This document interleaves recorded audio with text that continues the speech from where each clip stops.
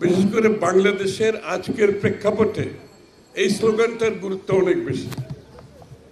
আমাদের একটি ঐক্যের মাধ্যমে আমরা ফ্যাসিস্টকে পতন ঘটিয়েছি, স্বৈরাচারের পতন ঘটিয়েছি, এবং সেই আন্দোলনটা ছিল 16 বৎসরের আন্দোলন। এই 16 বৎসরের আন্দোলনে আমরা ক্রমান্বয়ে ঐক্যবদ্ধ হতে পেরেছি, এবং সেই আন্দোলনটা ছিল মূলত সাংবিধানিক, গণতান্ত্রিক এবং রাজনৈতিক অধিকার ফিরে পাওয়ার জন্য।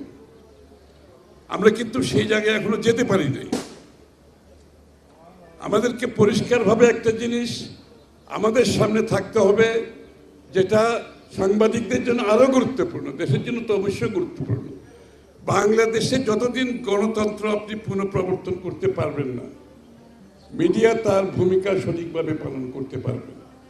গণতন্ত্র এবং মিডিয়া হাতে হাত মিলিয়ে চলে, এবং গণতন্ত্রের যত বেশি অনুপস্থিতি থাকবে, গণতান্ত্রিক অর্ডারের যত বেশি অনুপস্থিতি থাকবে, গণতান্ত্রিকভাবে নির্বাচিত সরকারের অনুপস্থিতি যত বাড়তে থাকবে, আপনি দেখবেন মিডিয়ার উপরও চাপ বাড়তে থাকবে। ডিআরইউকে আমার আবারও শুভেচ্ছা।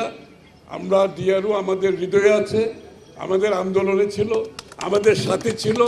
আমি আশা করি আগামী দিনে বাংলাদেশে মিডিয়ার স্বাধীনতা অক্ষুণ্ণ রাখার জন্য, নিরপেক্ষতা রাখার জন্য ডিআরইউ একটা শক্ত ভূমিকা রাখবে।